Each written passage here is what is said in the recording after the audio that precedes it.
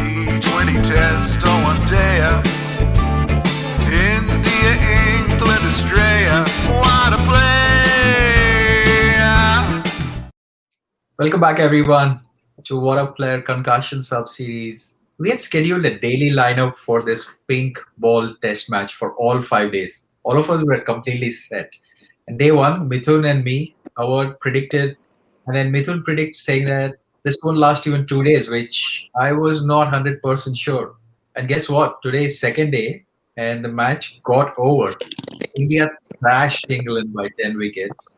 Probably Mithun should have put some money in lottery last night because he clearly saw something which nobody else saw. And one fun fact for Ajay PK, he'll love it. The target for India was 49, which is RCB's lowest total. So to talk about this dramatic day, we got four powerhouses: Akash, Sanjay, Syed, and Anil. Are you guys pumped with this win, or what do you guys think so far? Absolutely pumped. I mean, we didn't expect it to be at least a 2-day, but we definitely thought, I believe, that we're going to win this match, looking at the conditions. Let's hope that we go all the way in the third test and the fourth test as well and win the series, right into the WTC finals. Excited? It's in shock, actually. I don't know. I couldn't express more. I'm not as excited as mainly because it was not a as expected test match it has to be because getting over within 2 days was not expected. I thought there would be a fight definitely coming from England, more from a batsman, but that's how I felt more excited with the start of the pink ball test, but not so when it ended so soon. Same here. I mean, I expected India to win and India to win in 4 days, but just completing the match under 2 days was, I mean, it's a happy surprise, but yeah, you would love to see more of test match. So another day would have been good. I took the day off more. So, I mean, it's probably second best worst to, having tickets to third, fourth, fifth day. So, I mean, it's great from Indian team perspective, but yeah, I mean, I personally like 5-day proper test cricket. Everyone's getting a chance. Everyone having, some contribution, something to look forward to, not just some random off spinner getting 6 wickets or 5 wickets. So, yeah, that's what my thought is. But, well, we won, so can't complain. We did. Congratulations. So that's the bottom line. And India cannot lose the series. We can either draw or win the series, which is good spot to be in. And England is out of World Test Championship, unfortunately. Pitch. Now there are two versions of stories going online on social media. One is Indian purists saying home advantage, spinning track, just get on with it. And then you have English media and English social media saying this is an appalling pitch and not fit for test matches. Well, let's make it pretty straight here. It was definitely not a 5-day test match pitch. But I wouldn't say it was a raging turner either. It definitely, wasn't shooting off the wicket right from ball one. And England having won the toss, they definitely had an upper hand there. Had they applied themselves a little better in the first innings. In the second innings, obviously, they couldn't do much because by then, the pitch was obviously deteriorating. But in the first innings, they could have done much better. For the first innings, I particularly believed yesterday that the ball wasn't turning that great. They were playing more for the turning ball rather than, expecting the ball to come straight through. That's what happens with the pink ball. The pink ball skips through off the surface. And they were playing for the turn. So you could see that almost 20 odd wickets out of the 30 were either LBW or bowled, which is nothing but a ball going straight through onto the stumps. It wasn't a raging turner pitch, but it wasn't a 5-day test match pitch either. I mean, I agree with what Akash said, but one thing I would like to add is that, the England batsmen, so even in the Indian batsmen in the first inning, didn't apply themselves. I mean, you look at Jack Crawley and Johnny Bairstow's wicket in the second inning. As a straight ball as it can get, and they just completely misplayed it, right? So, I mean, having said that it's a spinning track, it's not going to go for 5 days. It's just that the batsmen didn't apply them properly. So it could have been any other, you go to Australia, you go to England, you have a seaming pitch. Those pitch also last for 4 days, right? Same thing here. It's just that we have a home advantage and conditions are best suitable for spinning pitches, and it was that. Nothing more than that, nothing less than that. Yeah. Yeah, Johnny Bairstow, for example, was appalling. I mean, Ollie Pope and Johnny Bairstow did not look like they wanted to play a test match. They were struggling straight balls, and Ollie Pope in second innings made me just laugh every single ball he faced. Right. So what Akash and Anil said, I completely agree in terms of applying themselves. Rather, people were playing for the spin rather than the straighter ones, but at the same time, I think batsmen could have played the ball better or predicted it better than. I don't think pitch was bad than what in Chennai, which was turning up and down and also it was splitting of the pitch. But this one was much better than Chennai, I would say. And Sanjay, you were one of few before even match started predicted that it is probably a 3-day. I think it's just the history of pink ball tests, which generally seem to end much earlier than 5 days. So that was the, and we only have a reference point of what India, Bangladesh, in Calcutta, which ended up pretty much in 2 days. I think from pitch perspective, the pitch was as an Indian pitch would be. I was worried with the footmarks. Like, how can on the first day you have so much indentation of the footmark? So it clearly tells you that this was never made to be a 5-day pitch. You want to see good 5-day test cricket and you want to win those games, and you don't want to feel that the overseas team have been hard done by. Look at all the pitches we had back in 2016-17. Most of the matches went 4-5 days. We batted them out irrespective of whether we won the toss or we lost it, and our spinners were much better than what they had. Their spinners are not great, but these kind of pitches makes them look much better than what they are. And the biggest issue there is because of DRS, people are not comfortable going down the track or maybe, playing bat together, because in previous years they would get away with it. Nowadays, everyone is trying to play with their bat because even marginal decisions are going in the favor of bowlers. So this rotation policy doesn't help anyone. Johnny Bairstow, what has he done? Come back to England in lockdown, snowy conditions, walking his dog around in the snow, coming back to 35-degree heat, and then having to face Axar Patel and whatnot. And he cannot, 3 balls, 2 ducks. But it was the same pitch for everyone. It was the same pitch for India when they batted. It started turning from pretty much first session. So yeah, India was better prepared, whether people like it or no. India was better prepared from a team combination. And a day before Test match, Rohit Sharma press conference, you guys should listen in. He clearly says it looks like a green top, but this is going to be a rank turner. So they knew what they were getting into clearly. Firstly, that rotation policy is really ridiculous. I mean, you have your best spinner who has played a wonderful match just before this match, and you have sent him back for whatever reasons it may be, personal or rotation policy or whatever it is. When you're coming to a tour of India, you're going to make it clear to your players. Either you stick with the side till you get into WTC final, or you don't make it to the side. You can't be half away here and half away back home. So they lost the match right there, sending back Moeen Ali, who had given a brilliant performance. They dropped Dom Best for Moeen Ali, and now Dom Best's confidence will be shattered, despite having a good match in Chennai. And the second place where they lost the match is during the next session. I remember Stokes, doing a conference saying that his pace seam bowlers are, licking the lips, thinking over the pink ball and the green pitch and stuff. Guys, you're in India. You're not at Lords. How can you even think that we're going to, give a green pitch to you, which is going to favor you? That was, ridiculous thinking from them. Imagine they won't be even at the Lords anymore. So, I mean, they're out of the WTC. So, yeah. Yeah, they have a lot to think about. This is the lowest total against India in Test matches. Earlier was 102 and today 81. So they have a lot to think about and attribute the rotation policy and also not being prepared for a turning wicket. Kohli summarized well about the pitch, right? And Pragyan Ojha mentioned it as well on one of the press conferences that the reason why it's called Test match is because it tests you as a player. Whether it is spin conditions, seaming conditions, does not matter. If you're good enough, you have to last. So 2 innings in a row, same pitch. Shubman Gill and Rohit Sharma lasted at least 40 runs partnership, both of them, on both innings. So there is something which they are doing right compared to other batsmen. So, and Rohit Sharma, even in Chennai, he showed that he can bat. I know he's called a home bully and all those things, but come on, he put up the scores and the team's victory is there. 3 Test matches of India, 3 results from pink balls, and in fact, I think in the history of Test cricket, there has not been a draw in pink balls. There has been a result. So Is that a big factor at all, or is it just pure coincidence of results?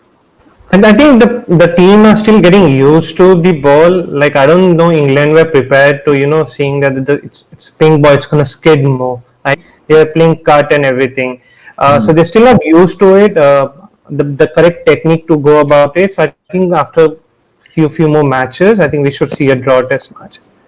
I think one thing which everybody needs to notice here is the conditions, the playing conditions of a ping ball test. In India, if your match starts at the beginning, say 9 o'clock, 9:30 in the morning, there will be some moment at the beginning and then it will just flatten out. The pitch will just flatten out. But in case of a day-night test match like this, the first session is completely under the sun. It was a dry pitch. The sun's beating down on the pitch. It's definitely going to start cracking immediately. So if it was a red ball, I would have seen much more turn right from ball one, if I'm not wrong. Since this was a pink ball, it skidded more through straight on to the stumps. Axar Patel was bowling ball after ball of the same areas. Had England used their foot, done a better footwork in there, come down the track, just moving around, just play one lofted shot, over perhaps like that. Maybe Axar would have, overpitched the delivery or maybe bowled a bit short, and Axar just kept on hitting the stumps, kept on hitting the pad, right, ball after ball. And that's an important point you're making, Akash. If you look at the period where Joe Root and Ben Stokes, I think they had 34-run partnership. They were doing exactly the same thing. But here and there, Stokes was playing with fire with reverse sweeps and sweeps. That's when he was getting chances. But when they were milking singles and doubles coming down the pitch, I thought we will be in for at least a 3-day test match. So switching to Ishant Sharma, 100 test matches. Initially thought he was an average bowler, but playing 100 test matches for a country is a real big deal. I remember the Lord's game back in, was it 2014 or something, where he got seven wickets. Yeah, we won the game. He was very similar to, I would say, Javagal Srinath when he started. You would call these bowlers like they are very lucky because they are hitting the deck in just short of length. So the batsman gets beaten a lot. But I think over the years, and especially under Virat Kohli, I think he's come up leaps and bounds. I think he's given him a lot of confidence. He's proper workhorse. He might not get a lot of wickets, but there have been spells where he would just hold one end up and allow other spinners or other fast bowlers to take wickets. So yeah, and this is a stat you're going to like, Sanjay. I know you're a Umesh Yadav fan, but before Axar Patel today in day and night test matches, the best figures Indian bowler was Ishant Sharma, 5 for 22. So Axar broke that record, and then Umesh Yadav is 5 for 53, and he gave us the first breakthrough on day one. That's correct. I think he has bowled brilliantly in this series. It looks like the spinners have dominated the series, but the way he has bowled, he hasn't given even an inch of his bowling. You still remember the way he troubled 10 years back to Ponting also, right, in Australia. So that speaks about his skills, right? The way he was going about it, bowling 8 overs, 10 overs for a fast bowler. It's pretty unknown for a fast bowler to keep on bowling at it. So that speaks about the heart that he has. And yeah, what a player, correct? No, I just want to say that recently I saw an interview with Ashwin and Ishant, where Ashwin was asking him how was his journey from his test career from Ricky Ponting's wicket to now, right? And Ishant did mention one point where he went to county to play county cricket and he worked with Jason Gillespie, right? Changed his bowling length a bit working with him. I think after that we could see a lot of change in his improved bowler, and he's been a spearhead. And he was also saying that he's been the leader for the pace attack, right? So leader of the pace attack.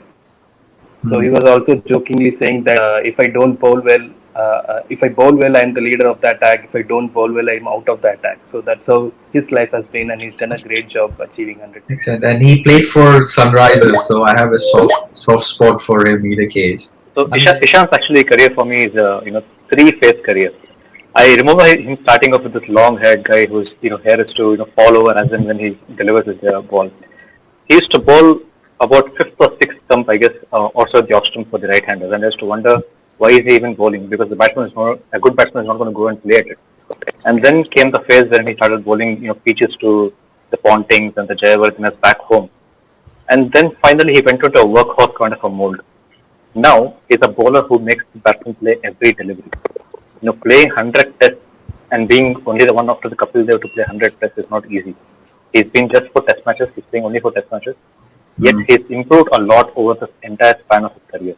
But this phase of his career, I think, in the last couple of years, has been the best I have ever seen Ishant for. Yeah, I particularly remember one innings actually. Him bowling to Jayawardene. Everybody speaks about his spell to Ponting in Australia. Those conditions were in favor of seamers. But a similar spell against Sri Lanka versus Jayawardene back home in India. It was absolutely brilliant, jagging the ball both ways around. People tend to forget it because it was back home in India. But that is actually a strong point of him. He used to move the ball both ways. I'll also mention another Australian player that he actually rattled. That was Steve Smith, the Indian Australian series where he made that face, and Smith was like completely taken back at what's exactly happening, and you could see the brain fade movement coming after that, and all those things. So yeah, so there's another Australian that he troubled. That's fine. Cool. So switching here. So that was a great moment for Ishant Sharma. He also got facilitated by the Home Minister and President, which is fantastic. Another dream first, second, third test match a player is having is Axar Patel, who is taking wickets very, very easy as a habit. So do you guys think it is just the pitch conditions, or do you think he's made for test cricket for a long run? So yeah, I think he is basically Jadeja with bit more height and pace. Exactly same, very accurate. And one thing which Joe Root mentioned was that the ping ball had like a plastic like lacquer or covering, which is as soon as it bounces, it just skids on.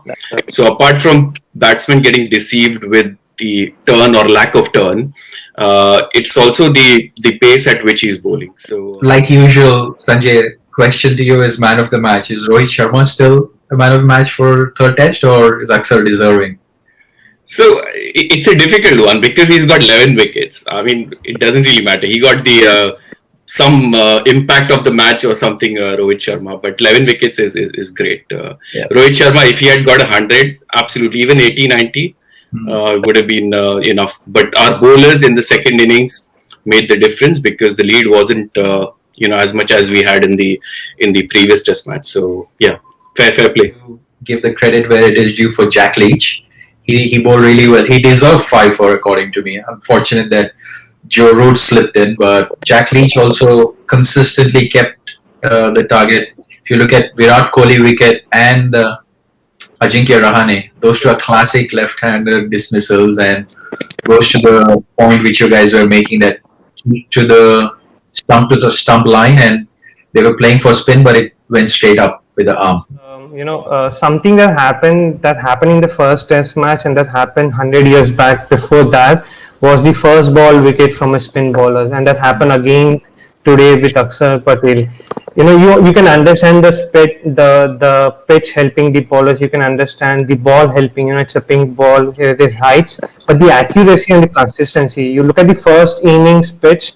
There would be a small box, and Axar Patel has just bowled on that spot continuously. That speaks of high quality of what a player he is. Because you could have the pitch assisting you, but he could have gone weird. He could have gone short sometime. That didn't happen. It was just one spot. He kept bowling, and then England players made a mistake. Yeah, and we can easily make out that he's gunning for that all-rounder spot of Jadeja, because in the post-match presentation he mentioned, "I'm happy about the wickets, but I'd love to make some runs as well." So I like that attitude. So Syed, what do you think of Joe Root getting 5 for? I felt he bowled well, but I don't think Indian batsmen played him well. It was except for, I would say, Washington Sundar's wicket. It was a peach of a delivery. If you look at the other wickets, Pant just poked around. Axar Patel played, came down the track for and gave Ashwin. There was no other value. I mean, he had to go for shots, and Bumrah was a tail-ender again. So, but I would say what I felt was Root could have actually brought him himself much before. He brought himself when both Washington and Pant were in crease, both left-handers. So probably he could have bowled a bit more. And I always felt Root is an underestimated bowler. I think he has a lot of offer in future as well. So that is something I think Root can do well or do better. But nevertheless, it was a great bowling or a great. He was bowling good with the angles, and it was a great bowling. Switching to batting, does Ajinkya Rahane form worry you? I know we are all winning, happy, and we are on the verge of World Test Championship, but Rahane hasn't scored after Melbourne. I'm worried with our batting, and this is where I'm disappointed with how we ended up winning this game. In the sense that we won it, but it's just because the pitch was helping and we got them out cheaply in the second innings. The way we batted in the first innings, we deserved to lose that game. If we had got like 200 runs, we would have probably lost this game again. Joe Root getting those wickets does mean that this pitch was offering much more. And again, coming back to my point, it is making them look much better than what they are. Indian batting, I'm worried for Kohli. I'm worried for Rahane. The way they are getting out, just getting a bit of start. It's pretty much Rohit. Take Rohit's innings out of this Test match and the previous Test match, and we are pretty much gone, I think. So I'm really worried. I'm worried for Shubman Gill as well. Just to put in context, Prithvi Shaw scored more runs than England, both innings combined today in Vijay Hazare. So I mean, Shubman Gill has to fire. Yeah, I'm worried for our batting. I hope we do not, produce a rank turner, because who knows? It seems. Yeah, and 4th Test match is back in Motera. Yes. Yep. Okay. It is a day game. We are there for another month. I think all the 5 T20s are also there. And just another thing, I personally don't think we need a pink ball Test match in India. I don't know why. So the whole idea is to get more people watching the game, right? If we're gonna have these pitches, which are not gonna last for 3-5 days, you can have full night games or whatever. It's not gonna draw in any more people than you already have. So And England batting, there's a lot to think of. And are they, Akash, you are pretty vocal about their rotation policy as well. I don't see any other option for them, because I don't see Burns getting a run anywhere. And they sent back a guy who was really playing well, Moeen Ali. So I don't see an option other than sticking to this particular 11. Maybe they'll change the fast bowlers here and there. Maybe they'll get in Dom Best in place of one of the fast bowlers. Probably Broad might go out. But overall, I think the batting will continue to hamper them as long as they don't use their feet properly. The footwork is the most defining part of the batting. You have to use your foot. You have to get down to the pitch of the ball. Make sure that the bowlers are not settled. If Axar continues to bowl like this, I don't see them surviving more than 3 days in the next Test match. Because mainly with WTC finally on the line, I think that's the reason why this kind of a pitch was produced. But had that not been in the equation, I would have seen a much more sportive wicket, maybe, considering it's a pink ball wicket. And the mandate was supposed to be that there is a good amount of grass on the first day. But with WTC final on the line, I think they just did away with the particular rule, and they thought about just going straight into the Indian conditions. So let's rewind back a little bit into 2020 Aussie Tour, the first Test match. When Ashwin was in 11, my personal reaction was too late in the game for Ashwin to be still playing. But we will see, maybe last tour. But what a last 6 months or 5 months he has had. He single-handedly transformed the spin attack, and today he became 4th Indian bowler to take 400 wickets after Kapil, Harbhajan, and who was the Anil Kumble. How can I forget Jumbo? So Yeah, I would just want to go saying that he's one of my favorite player. I think his mind, the way he bowls, the way he strategizes things, is just so brilliant. Usually when I see a nice ball and you see a stump getting uprooted, I'm like, oh. But when he bowled Ollie Pope today, I was laughing. Yeah, so that kind of a bowling, that kind of a performance makes you happy, right? And that's what Ashwin has done over the years. I always thought he's underrated, and I always felt a spinner who's called GOAT not deserved to be called GOAT, but this is the player who's supposed to be called GOAT, the modern great spinner. Yeah, I remember Ashwin telling in the press conference that they were expecting Jadeja to play the first Test match in Australia, but due to, I guess, an injury, they had to forcibly play Ashwin on the match. And from there on, there was no looking back. And frankly, that was a strategy. I think play Jadeja in the abroad matches and play both Jadeja and Ashwin on the home matches.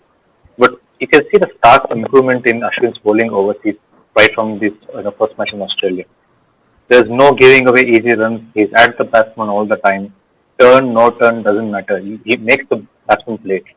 Specifically, if you remember the head dismissal, cotton bowled of Ashwin, he just tucked him into the delivery. So over a period of time, he's learned that his top ball is what he's got to keep repeating again and again. I remember a phase maybe in 2016-17 he was trying a lot of variations, not getting wickets, getting frustrated. But now he's gone back to his stock delivery, keep bowling the off spin, slip in different varieties of the off spin right from the palm or right from the fingers. Brilliant. I mean, he's such a shrewd thinker. He's put in so much effort into his batting as well. Kohli and Shastri might have spoken to him saying that the only thing separating you and Jadeja is maybe your batting is slightly in a deteriorating front, and he worked on it. He's scored a century, and today as well, like Anil mentioned, it didn't look like he was going to get out had he had a better batsman as a non-striker there. So overall, I think an all-rounder, a bowling all-rounder, which we were looking for from ages, I think we are having him now. And Syed, you follow him quite a lot on his YouTube channel. What's your reaction about his performance and contributions to Indian cricket? So, like I spoke to you in last test match review as well. So for me, Ashwin is not just won matches; he's won series for India. Right from the day he is debuted for India and Test. One thing which Ashwin has learnt over the years is being patient. So even if you look at an example for yesterday and today, one end Axar was getting wickets after wicket. Ashwin did not lose his patience. He was keeping on bowling is what is important and holding all the runs. He did not experiment much. But was it being Ashwin which Akash had mentioned like 2017? He was trying a lot of variations, a lot of things when wickets were not coming up. But that's something which is learned. That's how good a learner Ashwin is, and that's how the 400 wickets are possible. So he is one of the leading, even just some time back, Rohit Sharma gave a press conference and he also said that I think he's one of the great match winner India has ever produced.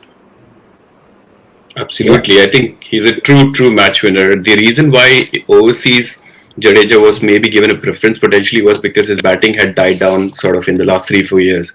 Now that he is batting well as well, there's no way Jadeja will get a look in overseas games if you are playing with 3 fast bowlers or 4 fast bowlers. The one thing which surprised me was some ex-cricketers like Yuvraj Singh saying okay, we won the match, and it's almost like a backhanded compliment. Oh, we won the match, but Baji and Kumble would have gone X number of wickets. But this is a different era. You can't really compare. And don't tell me that back in the day we did not have rank turners. In this game, you would see there has not been even one ball that has kicked off, hit the glove and gone to short leg, forward short leg. It's all been just some turn and then obviously pink ball skidding through, etc., etc. So I mean, you can start comparing different eras and say that some other bowler in this era would have got more wickets than him, but you just truly have to appreciate for the bowler we have currently. And in this generation, in the last decade, he has been phenomenal for India. Won so many test matches at home, and we take that for granted because we just assume that someone's going to turn up and just roll their arm over and get a lot of wickets. But there's a lot of thinking, a lot of effort goes behind it. So truly a match winner and great performance. I think he'll go past Kumble if he can keep his body fit basically. So yeah, and so I think we mentioned. Sorry, about the Kumble part, he mentioned that the minute he's closer to Kumble's tally, just a wicket or two earlier, I think he's going to retire from test match. And just to add 10 more seconds, I think it's not just the bowler in him or the batting, it's also the team player. He also helps his other bowlers, to strategize on how to go about it. Not just Axar Patel, I know he's mentioned he's helping out Mohammad Shami on how to bowl and everything. So that strategy, his mind is also completely on the cricket. So like we say, it's a complete team player, a match winner. He could be the best captain we will never have, like Shane Warne. And to put things into perspective about his performance and contributions, okay, he's the fastest Indian to take 50 wickets, 100 wickets, 200 wickets, 250, 300, 350 and 400 wickets. 77 test matches, and that consistency of becoming fastest to take so many wickets it's explained itself for anybody who's tweeting about spin tracks getting wickets. I think fantastic. I mean, Ashwin definitely indeed is going to go down as a greatest all-rounder probably produced after Kapil Dev, because like Anil said, he had what 2,600 runs and 5 Test centuries. I know he scored most of them against West Indies, but century is a century in a Test match. What are our chances of getting to Lords? Because we are 2-1, and if we draw the match, which is 4 Test match, we are going to Lords. If we lose, Australia is going. I think those are the two scenarios. Thoughts, reactions? Are we going to get docked points because of the pitch? I don't think so. We are going to get docked for the pitch. I think pitch is something out of the player's control. I think getting docked for slow over rate it's appropriate, so that's happening. But I think for the pitch win, I don't think so. ICC is going to be questioning the pitch so much, and there won't be any docking of points. But yeah, just 1 Test match. We have to hold our nerves. We are in great confidence. I think we should win the next Test match also. But I think we will qualify for WTC. I see there have been talks of playing out a flat pitch for the last one so that they ensure that the game is a draw and stuff. I don't think that's a good idea. You got to play to your strength. You got to win that match and go through emphatically, rather than just escaping through. I know there have been talks about this being a 2-day Test match. I hope it will be a better pitch for the last Test match, with bat and ball equally being good. I really hope that we win the last match, we get into a score at of 3-1 and then get into the final, rather than go as 2-1. Couple of thoughts from me. One is, I don't think England care about World Test Championship. All they care about is Ashes. If this was Ashes, they wouldn't have had the rotation policy. After Ashes, what they care about is the T20 World Cup. That's why this all rotation and going back, coming home, who knows what's going to happen. The other thing which strikes me is India is obviously really upbeat to try and qualify for the World Test Championship, but therein lies potentially a problem because of the schedule. So let's assume we win this game, next one, or draw. Then we have to have a 15-day gap after the England series before the IPL, because that's the mandate I think we created some years ago. So let's assume 15th of April we start the IPL. It goes for another 2 months. It takes us to June 7th, 8th. And then we only have almost 8 or 10 days to travel to England if there's any quarantine or whatnot, and then prepare for the Lord's Test. And this is early part of the summer. So I'm sure we'll get there. Hopefully we get there, fingers crossed. But it'll be a tough one for us to, win. But let's see. I think this would be the last we see of World Test Championship, because none of the boards are interested in playing this World Test Championship. There's no money in it. Bilateral series is much more, money making for them. India playing England, England playing Australia, Australia playing India. That's where the money is. All this World Test Championship is just a gimmick. I can't see it happening again because the format is stupid.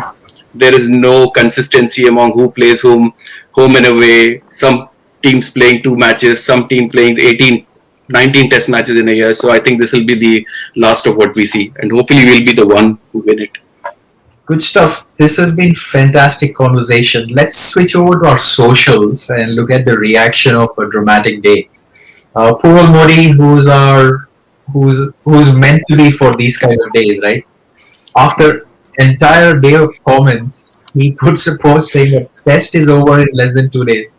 Any comments, which is great. So Sanjay, you thought it was great for viewing, but till a minute. But honestly, they're turning wicket tracks make England spinners look like better than they are, which is Arjuna Ranatunga special.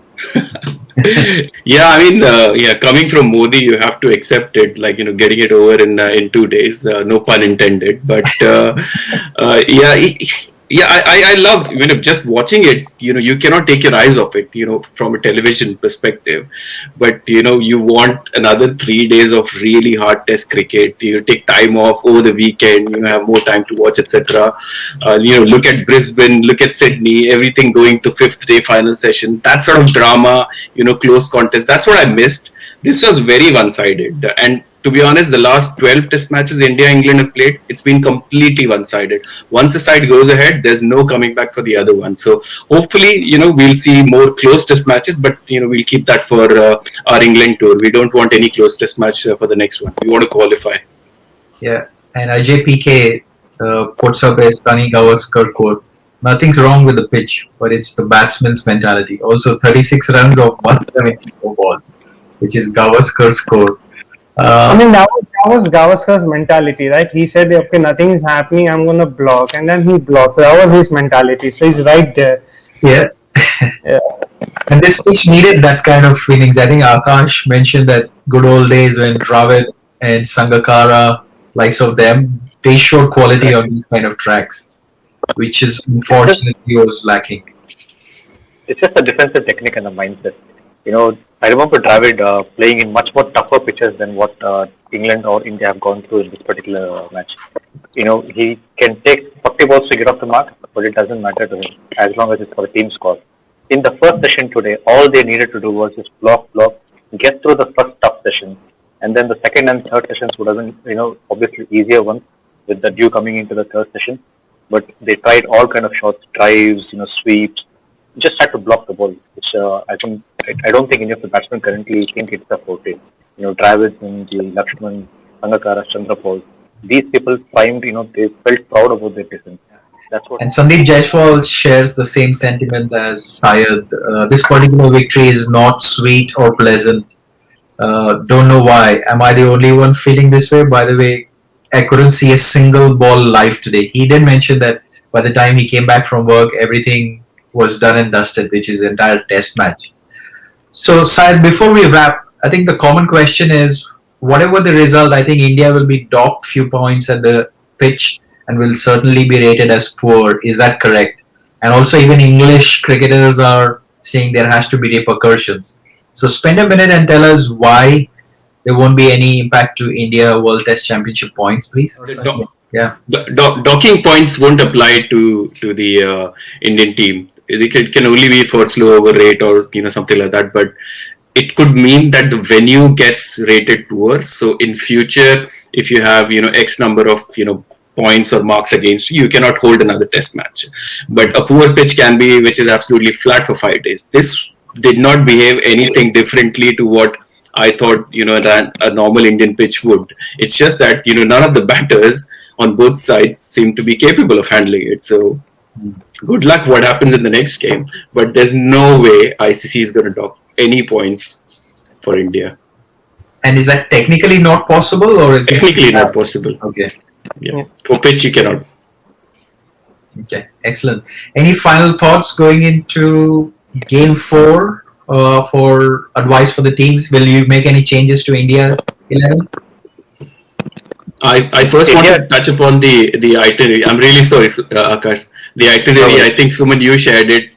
Tomorrow they are going to some Sabarmati ashram and then Statue of Unity and then a walk alongside Motera, just looking at the developments happening in the complex and whatnot. So everything would be covered in the next 3 days. They'll have a 4-day break and then all ready for the 4th test match, which is a day game. Excellent. Any changes? So I don't foresee any changes unless they're planning to again drop Washington Sundar and bring somebody else in this place. No, I think India might not be looking for any changes. It's the final test match before this World Tier Championship final. So probably they'll not go for any changes. England, I think, will make a couple of changes. They might get Dombeck back in. And they probably will also try and get Oli Stone back in. Oli Stone did perform well in the last test match. So Broad doesn't look like picking up a wicket anytime soon. So I think Oli Stone and Dombeck will make a comeback. I want to make one quick comment. Compared to Rory Burns, Dom Sibley, Zach Crawley looks the player to watch out for. His 50 in the first innings, oh my god. Some of the shots he played. Even Dan Lawrence, for that matter, he looked really good. But with this rotation policy, who knows? Michael Vaughan might fly down and play. Kevin Peterson is coming to India. He tweeted saying, India, I'm there next week with my kit, golf kit. That's what he said. Syed, Anil, any final parting thoughts? Yeah, so I don't really agree with the view that Sanjay had about the batting, the Indian batting. The only reason I'm saying that we have created such standard for us, like Kohli has scored around in the last test innings, excluding this test, 7 odd 50s, right? So there's no century. I mean, if you give 750s in 10 innings, you would take it. But that's just how good he is, that you would see that, okay, it's not performing well. So Rohit Sharma is performing well. Shubham Gill, I think he just started. I think he still have that aggression. He doesn't have any kind of fear, so he's fearless. So somehow other way it's gonna come out. Pujara, we know how rock solid is. Rahane, I mean, we know that he's not as good a player against spins. So it's just a matter of time. I think he played a good 50 in the last Test match, and then Rishabh Pant has scored quite a few runs. So I'm not as worried. But it's just that the way we are, so we were thinking, okay, do we see another 36 kind of a crash happening? It's just how our Indian fans' mentality is. But I'm not that worried about the Indian batting lineup, and I don't think so they're going to change the playing 11. One thought about the Indian selection maybe. So Kohli did mention that he's bringing in Sundar for increasing the batting for say, right? But I feel that if batting has to be strengthened, probably bring in Pandya or someone, or maybe Rahul for that matter, right? In which ways we don't see much of Sundar bowling, and if he's going to bowl 1 or 2 overs, probably Rohit Sharma can do that often as well. So I think that's something which really India can look forward if it's going to be a flat wicket. Excellent. Excellent. Listen, as always, pleasure having you guys. We did not think that on day 2 we will sit and review the entire test match, but we did. Let's celebrate the win because it's a home series and India cannot lose the series from here. Thanks again for your time, and special mention to Sanjay to enjoy his Friday day off and look at PSL matches maybe until some time. But do subscribe and drop in comments about what you think about all the views about day 2, I was going to say, but the third test match of India England. Congratulations to everybody who's supporting in India and England. You know, come back strong. Give us some fight on fourth test match. That's what we'll look forward for. Syed, Anil, Sanjay, and Akash, thanks very much for your thoughts and have a good rest of the day. Thank you. Thanks, everyone.